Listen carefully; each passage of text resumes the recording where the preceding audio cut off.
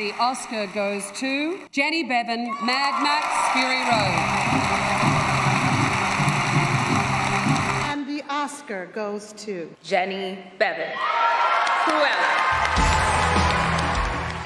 Every single time you make a movie, you get nominated. 12 Oscar nominations and 3 wins. 13 BAFTA nominations and 4 wins. What do awards mean to you at this point? It's recognition for my crew as much as me. Probably every film out there was made through COVID times with all the restrictions and masks and not being able to travel. We did fittings via Zoom. My crew had to work with incredibly little stock and did wonders with it. And I think that's what's so lovely about it is we have been recognised. How much did you go after the first Mrs. Harris Goes to Paris? It was a famous movie with Angela Lansbury. Leslie Manville's so different to Angela Lansbury. She's sort of spikier and more feisty. And working with Dior. They did send 5 of their heritage collection, copies of their own 40s and 50s suits. So that was incredibly helpful. But they were all black and white. And I knew that when Mrs. Harris looked at dresses in the show, she wouldn't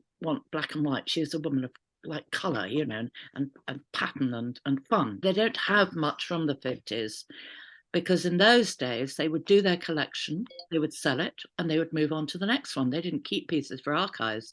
I don't think they even thought about it. They were incredibly nice to me. But in true terms of helping, the 5 outfits were very, very useful. But we did our sort of fake deals ourselves. Which was the most difficult outfit? In a funny way, the first one, the one that she sees, when you're designing, it's only when the actor actually puts it on that the whole thing normally comes to life. You get their body language of the actor, the dress. But of course, this dress is never worn by either of them. But it has to be one that would logically suit Lady Dant, who is an older woman, and Alan Chancellor is very tall and very statuesque. Equally, it's got to be something that Mrs. Harris would fall in love with. And they're such different personalities. I was doing it by remote control because by that time we got to making that dress. I was actually in Budapest. And of course, we couldn't just go backwards and forwards. It was all a terrible hassle to get anywhere. That was probably the most challenging. Since Mrs. Harris Goes to Paris, you have been doing Furiosa in Australia and White Bird in Prague. Jenny, how difficult is it to jump mentally and creatively?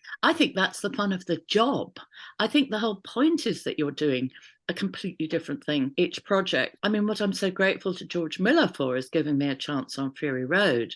So I came out of my very enjoyable period films. I did enjoy all the Merchant Ivories and many of the others, but it was wonderful to be sort of almost set free. And once you've got over the shock of thinking, oh my goodness, what on earth am I going to do?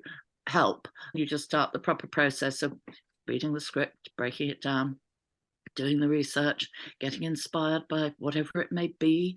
At the moment, I've got 4 pending projects, all possible: a futuristic, a period, a sort of modern weird, and a modern really weird for me. What are you doing between jobs? I never seem to stop. Reconnecting with loads of friends and family and having people around for dinner. I'm not the greatest cook, but I love making simple food, Obviously, at the moment, looking at a lot of films because it's award season for voting. And you have to dust your awards. For goodness sake, everything in this house collects dust. I live in London. It's hopeless. Yes, you're absolutely right. Yes, I sort of tidge at them with a feather duster.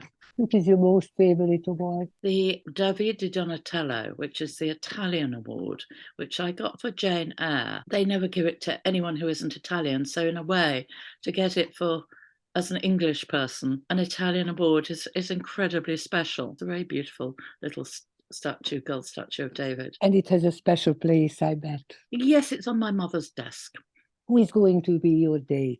Very much hoping they'll let me take both my associate costume designers, Lauren Rehani and Sally Turner. Lauren came with me to Budapest and Sally stayed in England and did all the fittings, because often, they hadn't cast people at that point. So we didn't know whether they're going to cast them in Los Angeles or whether they're going to cast them in England. So she stayed and she masterminded the whole of the Dior show because that was all being made in England. Those will hopefully be my dates. What are you going to wear?